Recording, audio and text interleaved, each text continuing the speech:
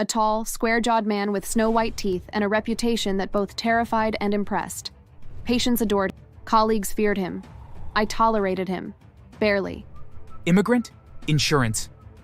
He's crashing. We need to intubate. Answer me, Nurse Reyes. Does he have insurance? I have a form. I just moved. He waved her off like a fly.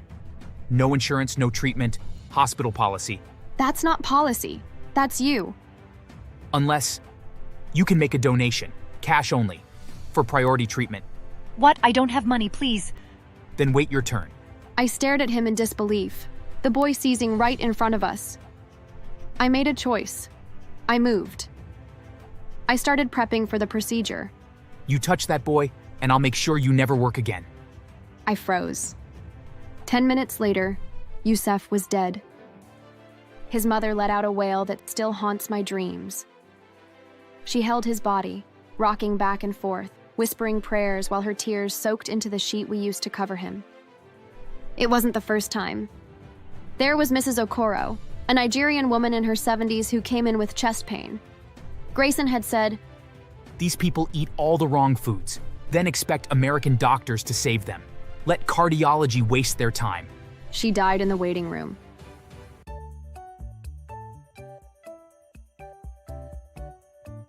I always believed the hospital was a place of healing, a sanctuary where suffering was met with compassion. That belief died the day I watched a child take his last breath, while a man with a God complex stood idle, calculating how much a life was worth. His name was Dr. Grayson. Mine is Alina Reyes. I am a nurse, and this is a story of vengeance born not from hatred, but justice. It was a cold Thursday morning when they rushed him in. 10 years old, brown eyes wide with fear, his chest rising and falling with a sickening stutter. His mother, a wiry woman in a hijab, her hands trembling, clutched him like she could somehow keep him tethered to life. Please help him, he can't breathe. I met them at the ER entrance. My training took over. We've got him. What's his name? Youssef, please, he's my only son. I wheeled him in, barking orders for vitals and oxygen. I knew what I was looking at. Severe asthma, maybe triggered by a reaction. Whatever it was, he needed immediate intervention. Then Grayson arrived. Dr. Charles Grayson. A tall, square-jawed man with snow-white teeth and a reputation that both terrified and impressed. Patients adored him. Colleagues feared him. I tolerated him. Barely. Immigrant? Insurance. He's crashing. We need to intubate. Answer me, Nurse Reyes. Does he have insurance? I have a form. I just moved. He waved her off like a fly. No insurance, no treatment, hospital policy. That's not policy. That's you. Unless you can make a donation, cash only, for priority treatment. What? I don't have money, please. Then wait your turn. I stared at him in disbelief, the boy seizing right in front of us. I made a choice. I moved. I started prepping for the procedure. You touch that boy, and I'll make sure you never work again. I froze. 10 minutes later, Youssef was dead. His mother let out a wail that still haunts my dreams. She held his body, rocking back and forth, whispering prayers while her tears soaked into the sheet we used to cover him. It wasn't the first time. There was Mrs. Okoro, a Nigerian woman in her 70s who came in with chest pain. Grayson had said, These people eat all the wrong foods, then expect American doctors to save them. Let cardiology waste their time. She died in the waiting room. There was Darnell, a black teen shot in a drive-by, who bled out while Grayson refused to move him up the triage list. Gangbangers killing each other. Let the streets clean themselves up. Every time I protested, I was written up. The hospital covered for him. He brought in the money. His patients, those who could afford him, left glowing reviews. He was their miracle worker. And the rest, collateral. The hospital spun Youssef's death, an unfortunate loss, allergic reaction, no fault. Dr. Grayson received no reprimand. I was suspended for insubordination, for escalating a conflict in a sensitive situation. That's when I knew. Justice would not come from within. It had to be taken. I started digging. Grayson's life was polished on the outside but rotten at the core. Private investments in for-profit clinics, ties to lobbyists trying to dismantle public health care. He'd funneled patients from our ER to his private clinic, insured patients, of course. The rest he left to die or dumped into overburdened charity wings. I compiled a dossier, patient testimonies, staff complaints, financial records I accessed through less than legal means. I knew a reporter, Nadia Lang from the Tribune, smart, relentless, and burned by Grayson when he denied treatment to her diabetic uncle years ago. She remembered. I have proof. Will you run it? Send it, but be careful. This man ruins people. I already was ruined. The story dropped like a bomb. Dr. Death, the greed behind the white coat? Social media erupted. Protests formed outside the hospital. Immigrant communities rallied, demanding investigations. Families of the deceased came forward. But this time, I didn't stop there. I made sure his fall was brutal. I anonymously sent files to the IRS, State Medical Board, immigration rights groups, even the FBI. Bank statements, bribes, offshore accounts, pay-to-play treatment logs. And then I set the final stage. I leaked a video, security footage I copied months earlier, buried deep in the hospital servers. Grayson laughing with a board member while Yusef's mother sobbed outside his office. In the background, Grayson pockets an envelope she slipped him before Yusef died. It was all there. The internet did what the system wouldn't. Within hours, #JusticeForYusef was trending worldwide. Anonymous hackers exposed more data. Grayson's accounts were frozen. Protesters surrounded his home. His private clinic was vandalized. The hospital board resigned. State legislators launched a healthcare reform committee in Yusef's name. Grayson tried to run. He didn't get far. He was arrested at a private airstrip trying to flee to the Cayman Islands. But that wasn't enough. I wanted him to feel it. The powerlessness. The helplessness. So I visited him in jail. Here to gloat, nurse? No, just wanted you to see the face of someone who doesn't stay silent. You ruined me. No, you did that yourself. I just held up the mirror. But karma didn't end with the courtroom. Grayson's wife filed for divorce shortly after the exposé. She was harassed in public, spat on in a mall parking lot, her tires slashed, windows shattered by angry teens who left chilling notes like, "Your husband kills kids." She moved away, changed her name. His kids stopped speaking to him. Inside prison, life was no kinder. When Grayson complained of a sore tooth, a black prison doctor, one who'd lost a cousin to ER neglect, accidentally prescribed the wrong medication. Grayson's mouth swelled so badly he couldn't speak for days. No one rushed to help. Every small scrape, ache, or cough he had was met with delay or indifference. The very care he denied others was now a luxury he begged for. A new foundation was started in Yusef's name. Free clinics, staffed by volunteers like me. His mother, Amina, became a speaker, traveling to advocate for equitable health care. We talk often. Sometimes we just sit in silence. He would have loved you. You tried. I didn't try. I fought. Grayson lost everything. His license, his reputation, his family, his freedom. But I lost something too. The belief that the system would protect the innocent. Now, I fight for those it fails. And I wear my scrubs like armor. Because sometimes healing comes after the wound. And sometimes the scalpel must be turned against the rot. Thanks for watching. Don't forget to subscribe. Or who knows, your next doctor might just be Dr. Grayson. Kidding. Mostly.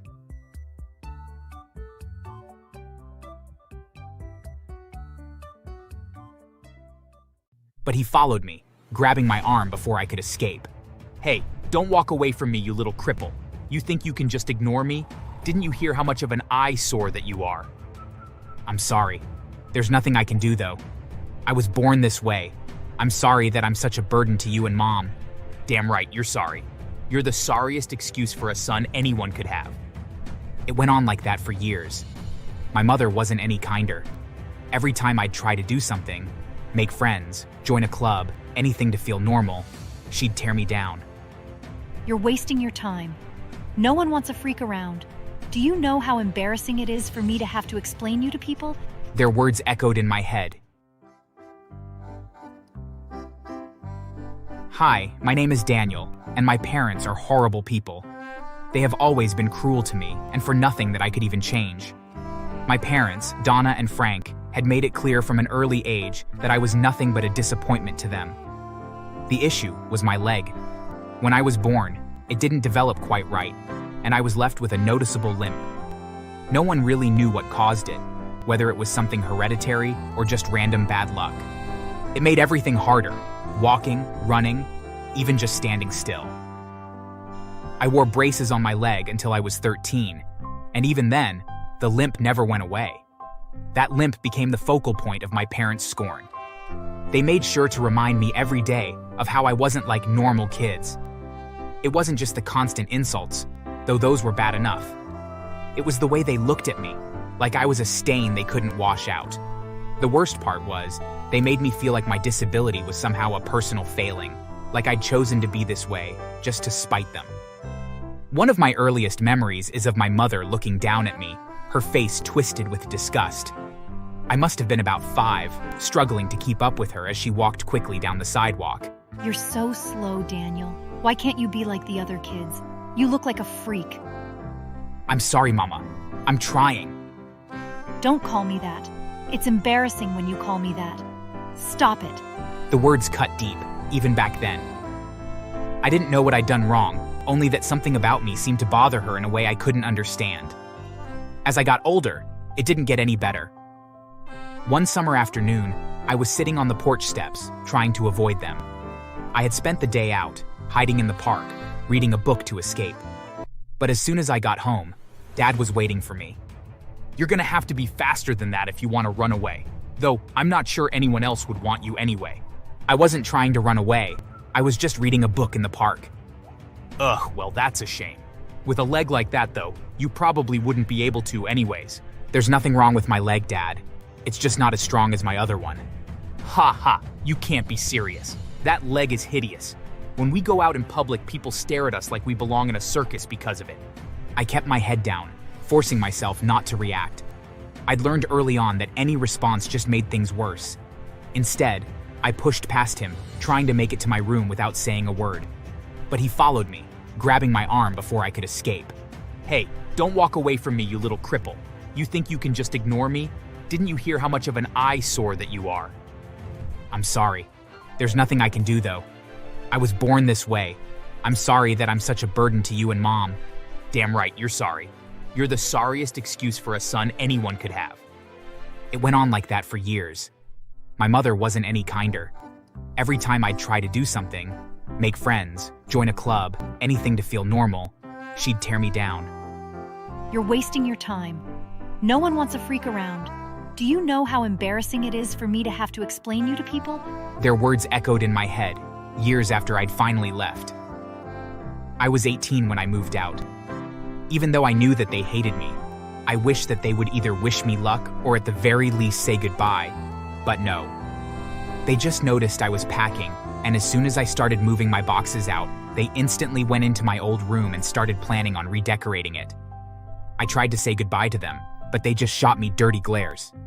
It wasn't easy living on my own, but because of my disability, I was able to get some government assistance. Sadly, it took me until my late 20s to realize I could actually cut them out of my life entirely. I'd done well for myself by then, managed to go to college, get a job, and build a life. I had my own small business, a circle of friends who treated me like family, and for the first time, I felt like I was worth something. I hadn't spoken to my parents in years when they showed up at my door one morning.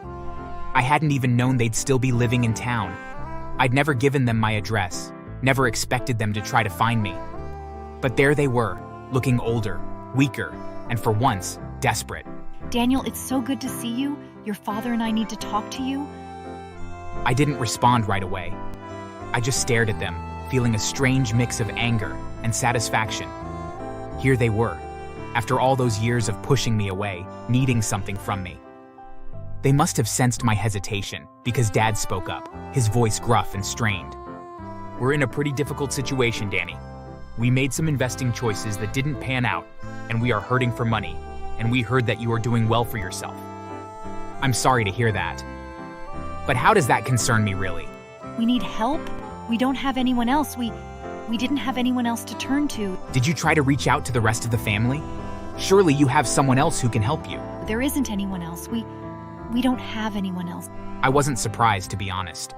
Both my parents had siblings, and I had several cousins that had all done as good as myself, or better. But none of them would want anything to with my parents, as they were just awful people. They were abhorrent to me, but they were barely any better to other people. For a moment, I considered slamming the door in their faces. They certainly deserved it. But something held me back. Instead, I stepped aside, motioning for them to come in. They hesitated, then shuffled past me, glancing around my house with an air of entitlement that made my skin crawl. My father looked briefly at the vase I kept by my front door that held various canes I had collected. His face contorted in a look of disgust, but only for a moment before he threw on his best forced smile. Nice place you've got here. I worked hard for it. No thanks to either of you. We made mistakes, Danny. We know that, but we're here now, aren't we? Can we please put the past behind us and just start fresh and new? After ignoring me for years. Well, my whole life, really. Funny how that works. We didn't ignore you. Yes, you did. You never once reached out to see how I was doing, not in all these years. The only reason you're here now is because you want something. Most parents would have checked in once in a while on their children to make sure they were doing okay. You didn't so much as see if I was alive. She opened her mouth, but no words came out. Instead, she glanced at my dad, who looked away, his face pinched. They both knew I was right. What exactly is it that you want from me? Because if you're looking for forgiveness, you're too late for that. Here, oh come on, Daniel, we weren't really that bad. We had some good times too. No, we really didn't. At any rate, we don't have to let our past color our future. Daniel, please. We lost so much money and can barely afford our bills. We thought maybe you could help. Help? You want my help? Please, Danny, you may not believe us, but we know that weren't the easiest people to live with, and we could have been better parents. But we are family. You are our son. Nothing can change that. We're your parents. Doesn't that mean anything? Parents? You never acted like parents to me. You treated me like a burden, like a freak. I don't owe you anything. My leg always disgusted you in spite of the fact that I didn't choose to be born this way. And even though you didn't help me, I still became successful. They are standing in silence, their faces drawn and pale. For a moment, I almost felt sorry for them. But then I remembered all the years of cruelty, all the times they'd torn me down just because I was different. Tell you what, I'll help you. I'll pay for your bills.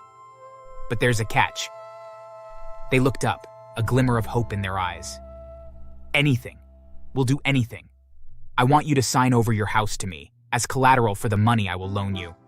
I've done well for myself, but I still don't have so much money that I can give you whatever you want and never expect to see it again. But that's the only thing we have of value. Think of it as a test of trust then. You are asking a lot from me. You haven't shown yourselves to be trustworthy, and this would go a long way to make me trust you. Sign it over, and I'll cover the costs. You came to me because you were desperate. Well, this is the price. Fine, we agree and we'll sign. I contacted my lawyer and had them draw up the paperwork the next day, and I made sure it was all airtight. I did, however, include a few clauses that my parents didn't even bother to look over. They were so desperate for money that they just ignored them. I loaned them the money, just as I'd promised. And just as I knew they would, they started to pay me back on a regular basis for a few months, but it didn't take long for them to stop making their payments. They of course made up quite a few excuses as to why they were late when paying me back. I let it slide at first. I knew that they would see me as a fresh and unlimited amount of money, and that they would no doubt rack up quite the huge debt, because they just assumed that any debt that they accrued would just become my problem. But that was where they were incredibly wrong. It didn't take them long to earn tens of thousands of dollars worth of debt. Daniel, we are sorry, but we can't remotely afford to pay our bills. Could you please make yourself useful and take care of them? Why should I? Because it's the only thing that you're good for. It's not like any woman would be interested in such a weak man. Since you don't have kids, you may as well help us more. Or I could just cut my losses and demand my debts paid. What nonsense are you talking about? You see, among the things that my parents overlooked had clauses that protected me. I was listed as their primary payee. Basically, it meant that I had loaned them money, and that they had sworn that if they could not pay off their debt to me, that I would then outright own their house as collateral. The next day, I went to my lawyer and had them begin the proceedings to collect on my parents' debt. I showed that they were several months behind on their payments, and the court approved that they had reneged on the contract I had them sign. Once my parents understood what was happening, they begged me to not take their house, but I ignored them and took possession and kicked them out. I had to have the police actually remove them from the house. Once they were out, I hired a crew to bulldoze the house. My parents tried their best to get the demolition crew to not destroy their house, but they worked for me, and I threatened to call the police again if they didn't allow the workers to do their jobs. My parents watched in horror as their house was leveled and reduced to splinters. After that, they never contacted me again. I ended up selling the now empty lot and made a very decent amount of money from the sale. I did keep a small chunk of wood from the demolished house as a reminder. Whenever I'm feeling down, I hold the chunk of wood and feel empowered, using it as a reminder that no matter how dark or hopeless things get, that I'm not weak. When push comes to shove, I can always rise to the occasion. As for my parents, they ended up sleeping on the streets because no family member wanted to help them. They were awful people. As for me, I met a girl who loves me for who I am, and I'm feeling pretty hopeful for a great future with her and starting a family together. Thanks for watching. Make sure to subscribe and leave a comment down below saying I subscribed, and we will try our best to reply to your comment. The moment I stepped outside, my blood ran cold. Ryan was standing over Georgia, gripping the handles of her wheelchair. He was pushing her. Let me go! Get out! You don't belong here. Who the hell invited you? There were a few guests already present, but they didn't stop him, probably out of fear. William was across the garden, already storming toward us. But I didn't wait for him. I walked straight up to Ryan and slapped the living daylight out of him. You idiot! How dare you slap me, huh? I was trying to be freaking nice and get this disabled person out of here, and what I get in return is a slap? Shut the hell up, Ryan. Do you even know who you just tried to throw out? Who cares? Why the hell would you let a cripple into your wedding? Do you want this cripple to be in your wedding pictures? That cripple is my wife's sister, and she has a name, Ryan. Her name is Georgia. Ryan sneered and scoffed. You're making a mistake marrying a cripple's sister. What if you end up having crippled children too? You have some nerve, Ryan.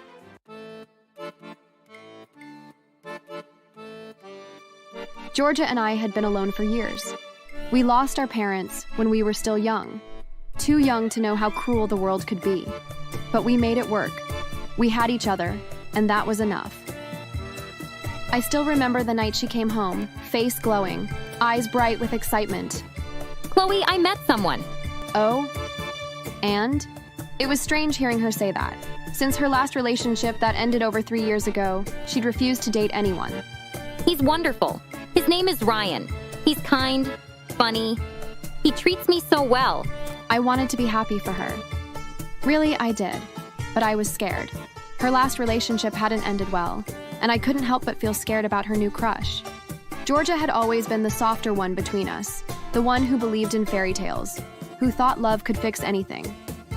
I, on the other hand, had always been the skeptic. I hoped she wasn't mistaking the mysterious guy's behavior for something else, but she looked so happy, so I pushed those thoughts away. Then I'm happy for you, Georgia. It's been long enough. You deserve your happy ever after. I was happy when she grinned and threw her arms around me in a tight hug. If only I had known what was coming. For the first week after Georgia announced to me that they'd started dating, she looked so happy. I rarely saw her in bad moods again. She was always on the phone with him, smiling happily.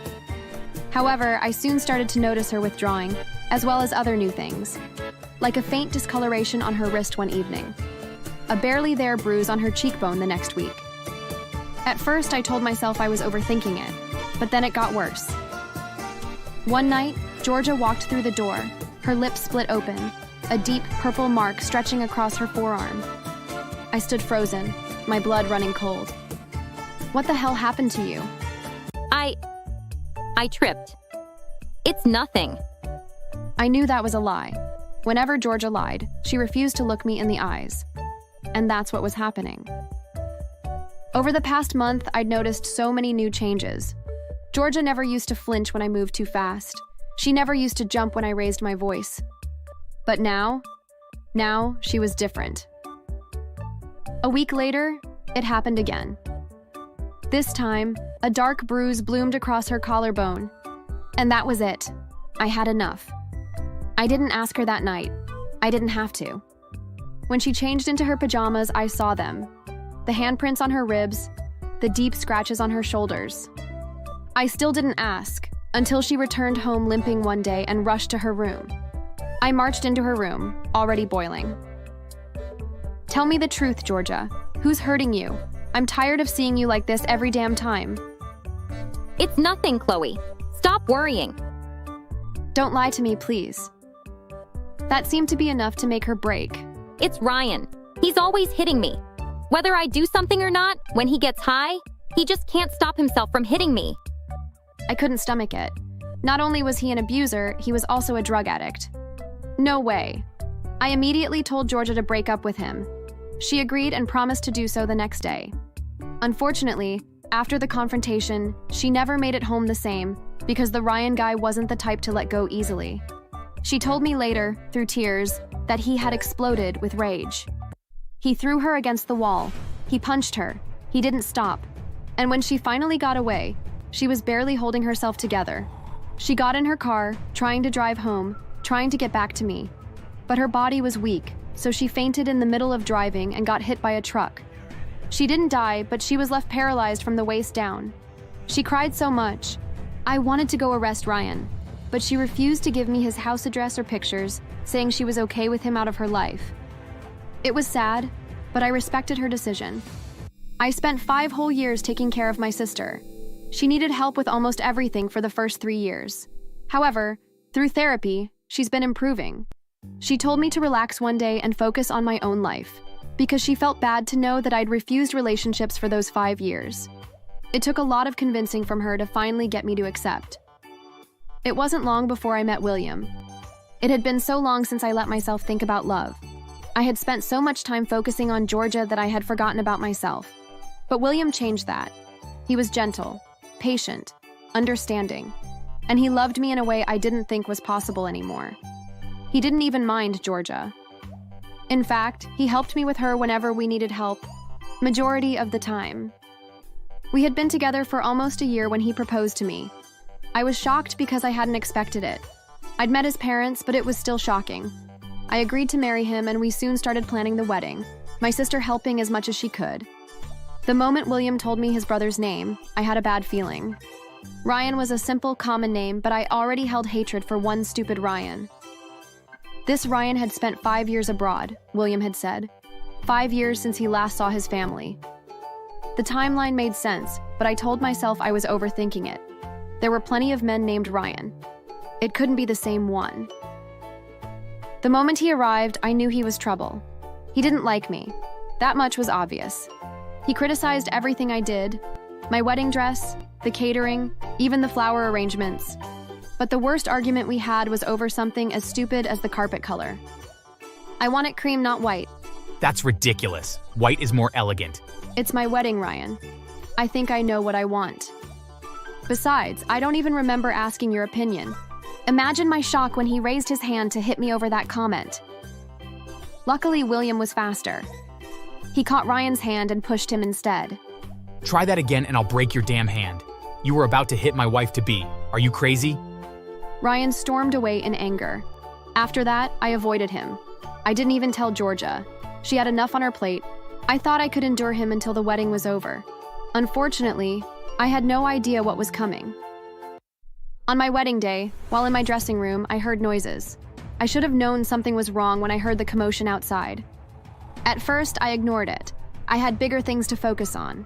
Then I heard Georgia's voice, and I abandoned everything and ran out. The moment I stepped outside, my blood ran cold. Ryan was standing over Georgia, gripping the handles of her wheelchair. He was pushing her. Let me go! Get out! You don't belong here. Who the hell invited you?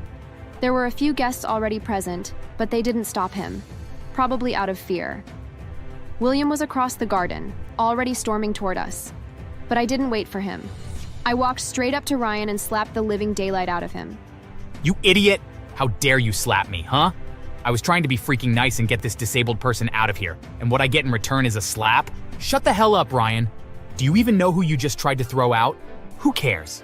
Why the hell would you let a cripple into your wedding? Do you want this cripple to be in your wedding pictures? That cripple is my wife's sister. And she has a name, Ryan. Her name is Georgia. Ryan sneered and scoffed. You're making a mistake marrying a cripple's sister. What if you end up having crippled children too? You have some nerve, Ryan. He seemed to finally relax enough to recognize her voice. He also focused properly on her face, and I could see his shock. Now you remember me? 5 years ago, this man here ruined my life.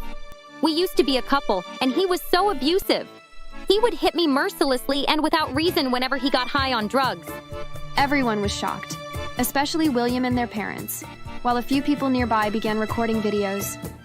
On the day I broke up with him, he beat me so much that it left me bleeding. And because of him, I lost my legs. I fainted in the car and had an accident because of you, Ryan. Murmurs spread. Faces turned toward Ryan in horror. I waited for him to deny it or say something, but for once, he had no words. Their father, who had been silent this whole time, finally moved and William followed. Without hesitation, he grabbed Ryan by the collar. You're no son of mine. You're nothing but a beast. In front of everyone, Ryan was dragged to the exit. Ryan struggled, but William shoved him hard. He tripped over his own feet and fell on his face, right in front of everyone. Laughter erupted. I was happy to see the humiliation burning across his stupid face. After he was flung out, William and his family all apologized to me and Georgia. Georgia said she had no issues with them because they were good people, unlike Ryan. We apologized to the guests, and the wedding continued. 2 weeks after the wedding, just as life was settling back to normal, tragedy struck. We all thought Ryan had returned to abroad. After what happened at the wedding, William and his father had made it clear. He was no longer a part of the family. No one heard from him. No one wanted to. But Ryan hadn't left. Videos of him acting foolishly had surfaced on the internet, portraying him as a lunatic. The video was flooded with horrible comments, fueling Ryan's anger and desire for revenge. One night, he broke into Georgia's house. We would later find out he had been watching her, waiting for the perfect moment. He wanted revenge, and in his twisted mind, the best way to get it was to take away the only home she had. So he set the house on fire. The flames spread quickly, engulfing the walls, the furniture, everything Georgia owned. He probably thought she was inside, asleep in her bed, helpless to escape. Maybe he imagined the fear on her face when she realized she couldn't run. Maybe he wanted her to suffer. But fate had other plans. Georgia wasn't home that night. She had been at the hospital, waiting for her therapist who had arrived late. If he had come on time, she would have been home. She would have been trapped. But Ryan was the one who got trapped instead because he hadn't realized that the door locked from the outside. By the time he tried to escape, it was too late. The fire raged around him, smoke filling his lungs. He screamed for help, but no one heard. He managed to call emergency services before collapsing. By the time firefighters arrived and put out the flames, Ryan was burned beyond recognition. He survived, but barely. When we got the news, William didn't flinch. I don't care. His parents didn't care either. They refused to see him. No one did. Ryan had made his choice. And now, he had to live, or die, with the consequences. Unfortunately, Georgia lost everything in the fire. Every picture, every piece of clothing, every little thing she had left from our parents. It wasn't fair.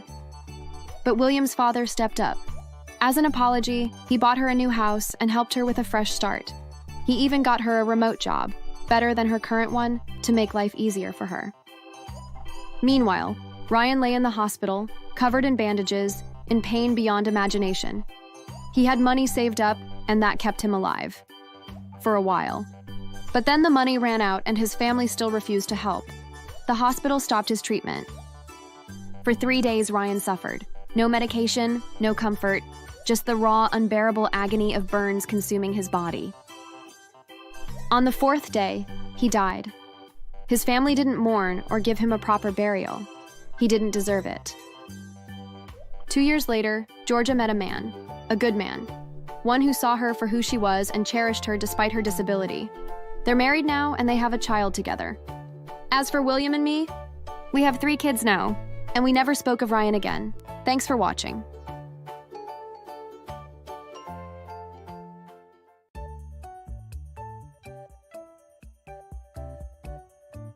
Hi, my name's Kira, and this is a story of how my newborn almost got killed by my boss.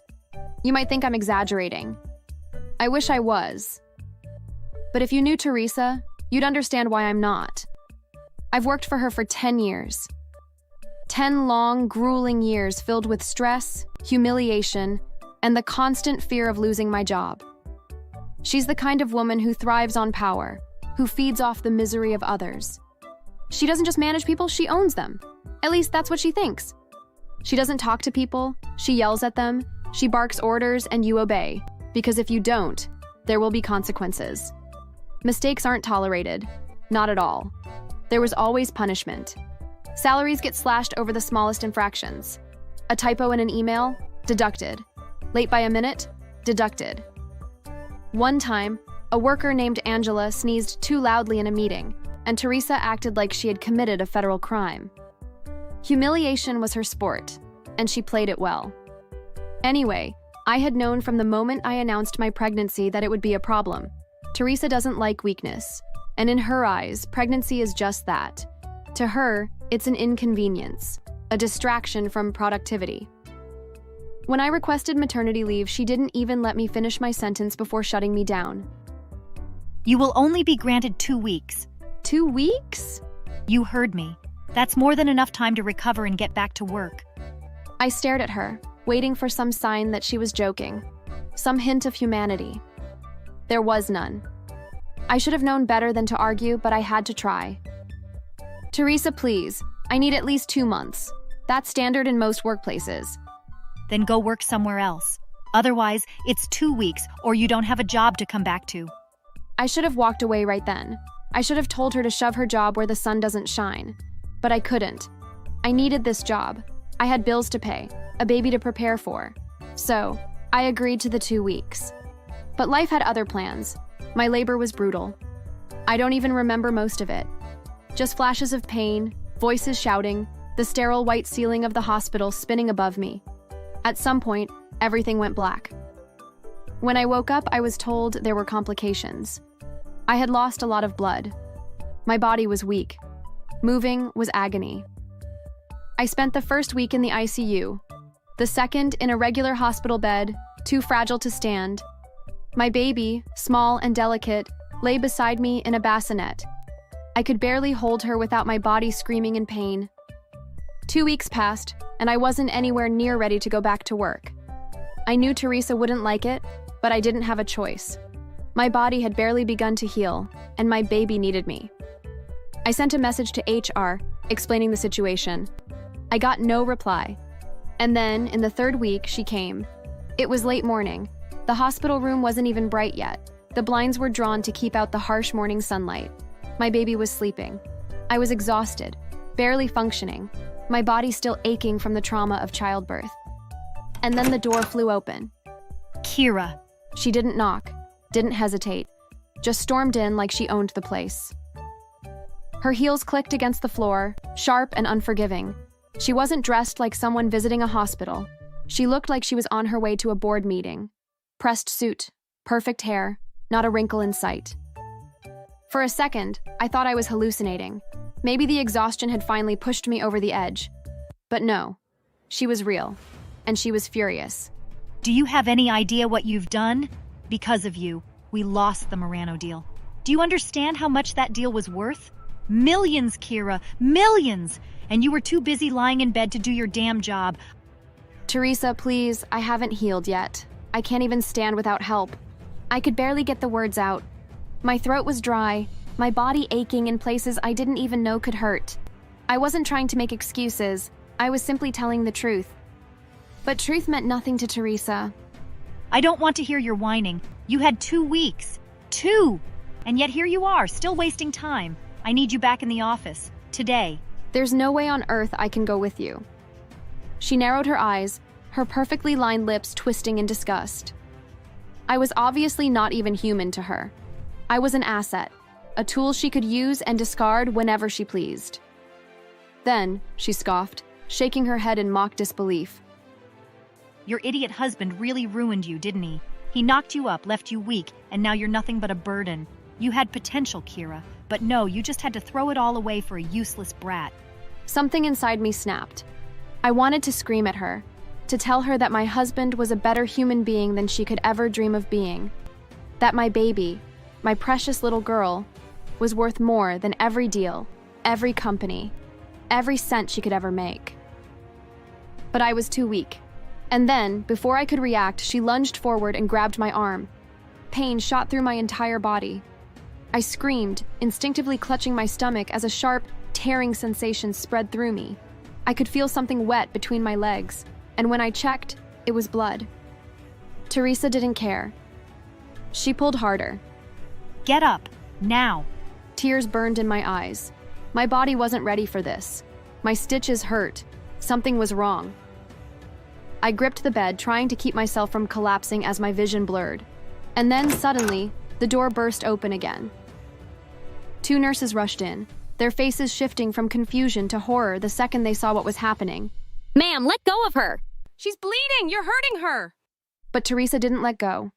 If anything, she tightened her grip, her nails digging into my skin. The nurses tried to pull her away, but she was shockingly strong. I could hear them calling for more help, but my mind was spinning too fast, my body trembling from the pain and the blood loss. And then, she did something I never could have imagined. She let go of me. For a second, I thought she had finally come to her senses. But no, it was worse. So much worse. She turned to my baby. My heart stopped. No, please. Please don't. But Teresa wasn't listening. She reached into the bassinet and picked up my baby. This baby is the reason you're still here, the reason you let my company fall apart. If it weren't for her, you would have been back at work weeks ago. If she's gone, you'll have no excuse. She turned to the window. My blood ran cold. I screamed so loudly. I wanted to move and take my child from her, but I was too weak. My body refused to cooperate, and all I could do was watch as she rushed toward the glass, my baby in her arms. The nurses panicked. One of them lunged at Teresa, but she swerved, nearly reaching the window. Another nurse kicked Teresa's stomach with all her strength. She gasped, stumbling backward, the air knocked out of her. Another nurse seized the opportunity and yanked my baby from her grasp, clutching her tightly against her chest. Teresa roared in frustration. She lunged again, trying to reclaim the baby, but the nurses formed a shield, pushing her back. More people were coming now. More nurses, doctors, even patients poking their heads out into the hallway, drawn by the commotion. Security is on their way. Once Teresa heard that, she froze. For a moment, she looked around, calculating, assessing, and then, just as the sound of rushing footsteps echoed down the corridor, she spun on her heel and bolted out of the room. Everything after Teresa ran out of the hospital room was a blur.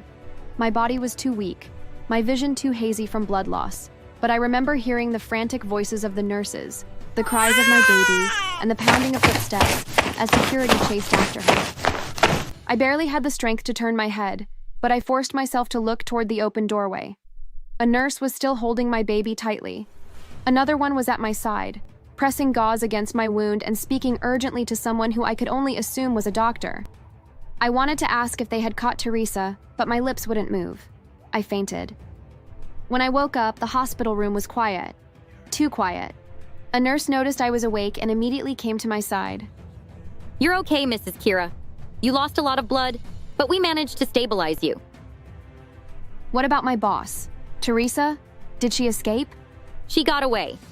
Security chased her through the hospital, but she managed to escape into the parking lot. She stole a car and drove off before anyone could stop her. My stomach dropped. That monster was still out there, free to do whatever she wanted. The thought made me sick. But then, when I looked at the nurse, she seemed as if she was holding back more information. What else? Don't hide anything from me. The police were already on high alert after we called them about her attack. They found her not long after she fled. But she didn't stop for them. She tried to escape. You know, speeding through the streets like a maniac. She ended up ramming straight into a police vehicle before crashing into a concrete wall. I didn't know whether to feel sad, relieved, or angry. After what she did to me, I couldn't pity her. The nurse continued. She survived, but she was badly injured. They took her to the hospital under police custody. And, well, let's just say she's finally getting what she deserves. After hearing that she got arrested, I was so relieved that finally, everything was over. But it wasn't because Teresa managed to escape police custody on the same day the internet got to know about what happened. Apparently, a nurse had recorded and posted everything. From the moment Teresa tried to drag me out of bed, the moment she tried to kill my baby. The video went viral within hours, sparking outrage across social media. People were disgusted by her actions, calling her a monster, a disgrace, a danger to society. And then, things got worse for her. The police were actively searching for her, as well as everyone who knew about the case, especially my colleagues. Angry mobs gathered outside her house, demanding justice. By nightfall, things escalated. Someone set fire to her house, burning it to the ground. Her family publicly disowned her, refusing to take responsibility for her actions. She had no one left. Eventually, the police managed to catch and arrest her again. When the case got to the court, she was charged with multiple crimes: escaping custody, endangering a baby and mother, and assaulting hospital staff. Some of my colleagues also filed cases of abuse against her with evidence.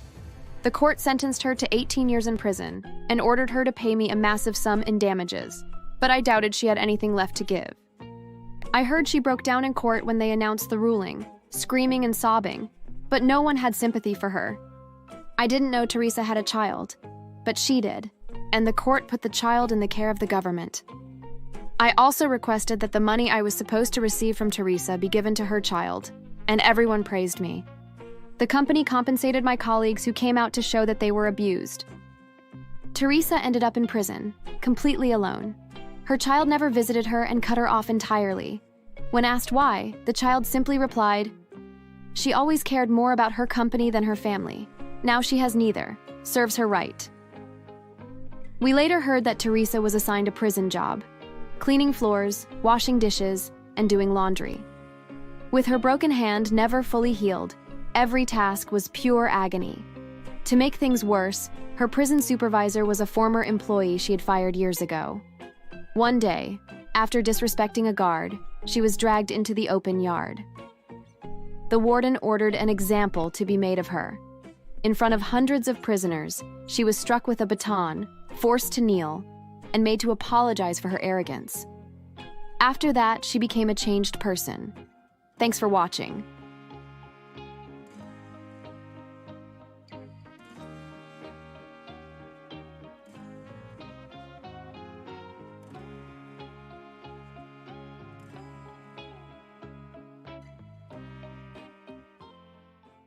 So they left. People say the car flipped 3 times. Eyewitnesses said the vehicle swerved, hit a ditch, and rolled into a small ravine. Clara was seen crawling out, bloodied, but conscious. Ayla was in the back seat. Minor injuries, thank God. But Malik? Malik was still in the car, trapped, upside down, bleeding, crying for help. And Clara? Clara saved Ayla first, then sat by the road screaming until paramedics came. She never once went back for Malik. He was still alive when they found him, barely. He died en route to the hospital. I remember screaming when the doctor told me, not because I didn't expect it, but because I did. I knew one day her neglect would catch up to that boy. I just didn't think it'd be death. What broke me was the funeral. Clara wept louder than anyone. She threw herself on the casket. Everyone thought she was the grieving mother.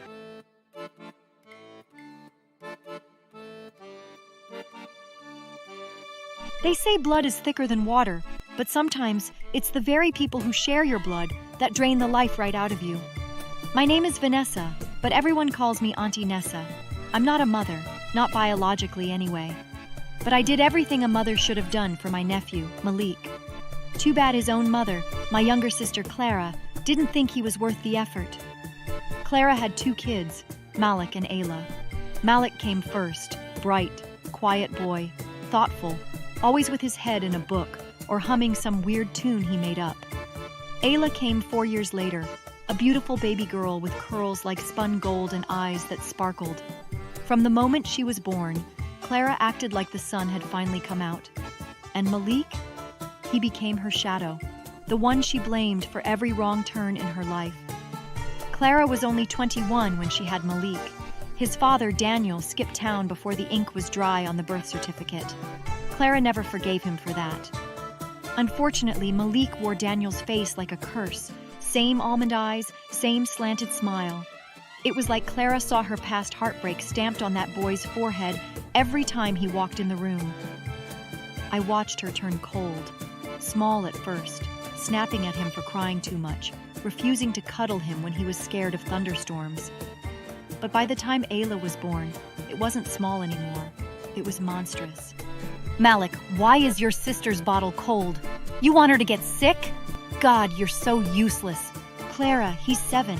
He shouldn't even be feeding her. Why don't you do it yourself? Don't tell me how to raise my kids, Vanessa. You wouldn't understand. You ain't got none. Yeah, that one always stung. But I wasn't about to let her make Malik feel unwanted. Every birthday, it was me who brought him presents. Me who showed up to his school plays while Clara stayed home claiming cramps or Ayla needed me more.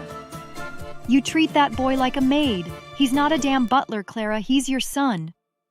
Someone's got to look after Ayla when I'm working. And Malik, he owes me. If it wasn't for me, he wouldn't even be here.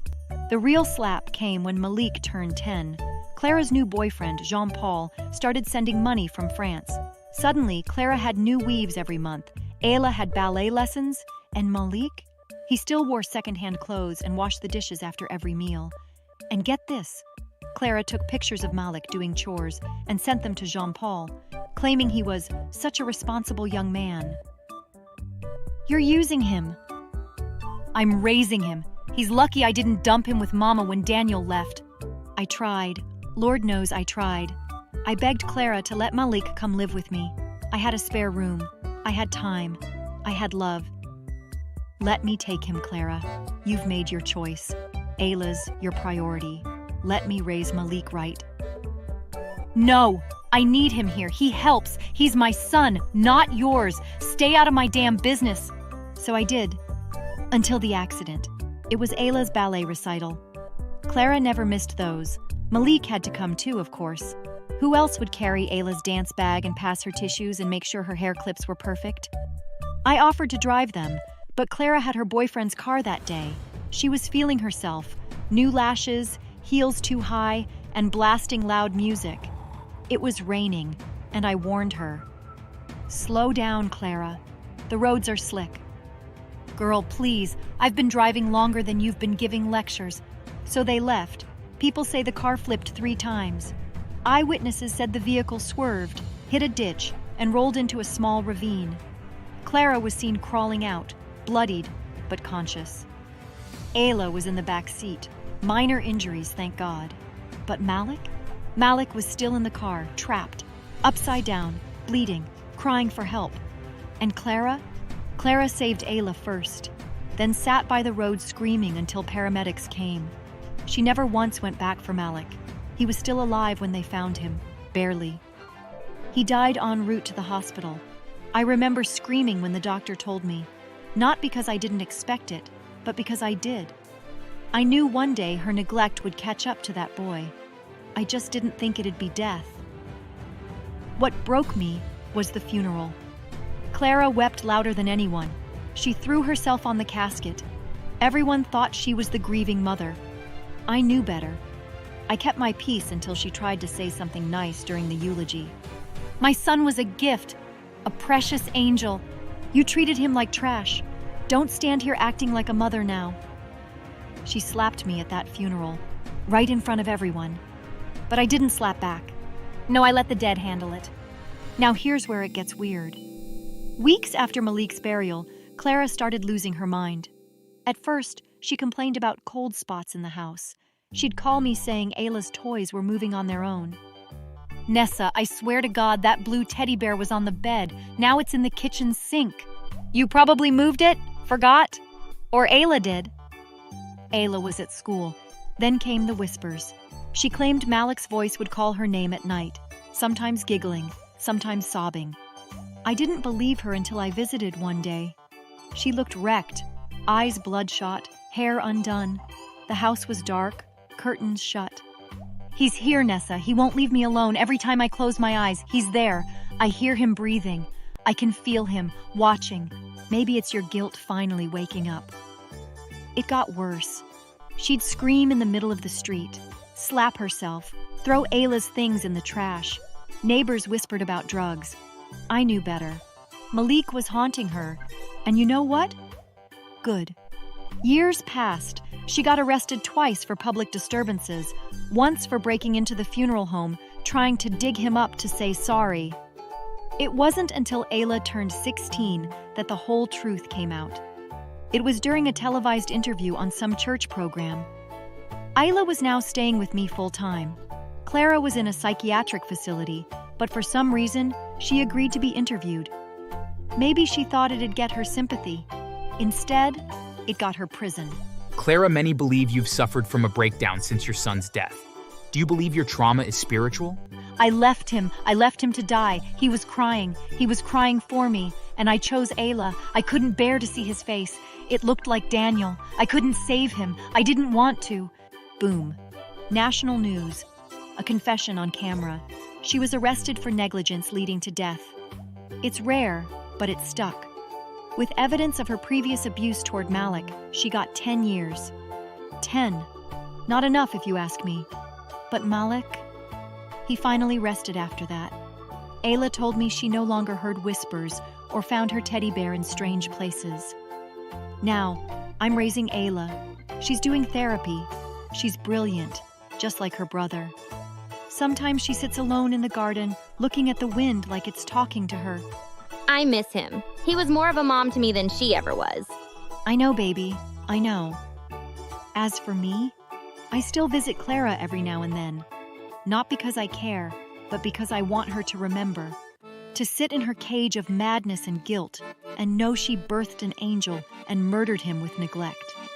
He still whispers. He said he's watching me. Good. I hope he never stops. Now, before y'all log off, let me just say, if you're a parent, don't play favorites. Kids remember. And ghosts, they got all the time in the world. So, subscribe and hit that bell. Unless you want Malik showing up at your window tonight. Just kidding. Maybe. I just couldn't match the brilliance of their genius daughter. The breaking point came when we both developed eye problems in our early teens. We were struggling to see the board at school and had headaches from straining our eyes. Our parents took us to the eye doctor, and we were both prescribed glasses. But when it came time to buy them, my parents decided only Sally deserved a pair. We can't afford glasses for both of you, and Sally needs them more. After all, she takes studying more seriously. But I need them too. I can barely see.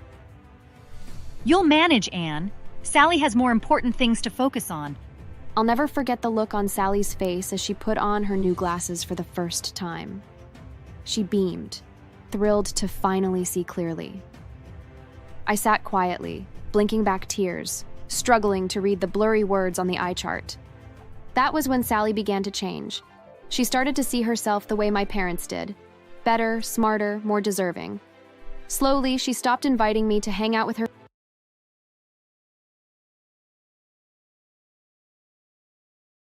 When we were little, my sister Sally and I were inseparable. We were only 2 years apart, so we did basically everything together. Played dress-up, built blanket forts, and made up silly songs we'd sing at the top of our lungs. Back then, I thought we were equals. Sally was my best friend, my partner in crime, but as soon as we started school, everything changed. Sally excelled at everything.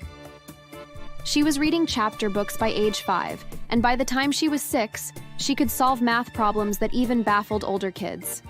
I wasn't far behind her. I got good grades and worked hard. But to my parents, being close wasn't good enough. Sally became not just their daughter, but also their golden child. Sally, you're so smart. We're so proud of you. Anne, you should try harder. Look at your sister. At first, their words stung, but I tried not to let them bother me. I told myself they didn't mean it, that maybe I just needed to work harder. But no matter how much effort I put in, I could never match Sally's level of brilliance. And my parents made sure I knew it. When report cards came home, Sally's would be covered in gold stars and glowing comments from her teachers. Mine, while not perfect, would have remarks like, "Anne is improving," or "Anne tries her best." But my parents didn't see improvement.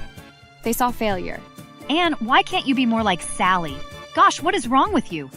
By the time I was 10 and Sally was 12, the favoritism was no longer subtle. Birthdays were a glaring example. For Sally's 12th birthday, my parents threw a huge party with decorations, a magician, and a cake, shaped like her favorite book character. After the occasion, Mom asked me to tidy the whole house while Sally was sleeping. My 10th birthday, just a few weeks later, was a quiet dinner at home with a store-bought cake. Sally deserves it. She works so hard. You don't do anything. You're just average, so you deserve an average celebration. Their words made me feel so bad, but I kept quiet. Sally didn't seem to notice at first. She'd share her new toys with me, invite me to play with her friends, and try to include me in her world. But as we got older, the gap between us widened, and the favoritism began to seep into her too. When we were both in middle school, things escalated. My parents started buying Sally all sorts of nice things, new clothes, gadgets, and even a laptop. For me, there were hand-me-downs and the occasional thrift store find. I didn't mind the clothes so much, but what hurt was how blatant they were about it. Sally needs this for her studies. You don't, since you hardly study. But I did. I was always studying. I just couldn't match the brilliance of their genius daughter. The breaking point came when we both developed eye problems in our early teens. We were struggling to see the board at school and had headaches from straining our eyes. Our parents took us to the eye doctor, and we were both prescribed glasses. But when it came time to buy them, my parents decided only Sally deserved a pair. We can't afford glasses for both of you, and Sally needs them more. After all, she takes studying more seriously. But I need them too. I can barely see. You'll manage, Anne. Sally has more important things to focus on. I'll never forget the look on Sally's face as she put on her new glasses for the first time. She beamed, thrilled to finally see clearly. I sat quietly, blinking back tears, struggling to read the blurry words on the eye chart. That was when Sally began to change. She started to see herself the way my parents did. Better, smarter, more deserving. Slowly, she stopped inviting me to hang out with her friends and started making little comments that chipped away at me. Why don't you try studying harder? Maybe then Mom and Dad will pay more attention to you. It wasn't just words either. One day, I came home from school to find Sally using my sketchbook as scrap paper for her math problems. She'd scribbled equations all over my drawings. "Sally, why did you do that?" "That was my art." It's just doodles, Anne. Not like it's important or anything. I was furious. I didn't fight her. I simply waited until my parents returned home. I told them about it, but my parents brushed it off. Sally probably didn't mean it. Don't overreact, Anne. Drawing isn't studying. You should be solving math problems like her, not drawing. It was always the same story. No matter what Sally did, she could do no wrong. I tried to stand up for myself once, but it backfired. One evening, I asked my parents why they treated Sally so differently. "Why do you only buy things for Sally? Why don't I get the same attention?" Anne, stop being jealous. Sally is special. You should be proud of her. Yes. And instead of complaining, you should be grateful we're even putting up with your attitude. Grateful? For what? For being ignored? For being treated like I didn't matter? I didn't say anything else that night, but something inside me shifted. I realized I would always come second in their eyes, no matter what I did. Sally, emboldened by our parents' favoritism, continued to make my life harder. She'd take my things without asking, mock my dreams of becoming an artist, and even blame me when something went wrong. Anne, you're so useless. No wonder Mom and Dad don't bother with you. Her words stung, but what hurt more was that deep down, I believed them. After years of being treated like an afterthought, I started to think maybe she was right. Maybe I wasn't good enough. One day, Sally destroyed one of my best art pieces, laughing when I yelled at her. It's not like you were going to do anything with it. Let it go, Anne. That was when I stopped trying to get along with her. Getting into college should have been one of the happiest moments of my life, but for me, it was otherwise.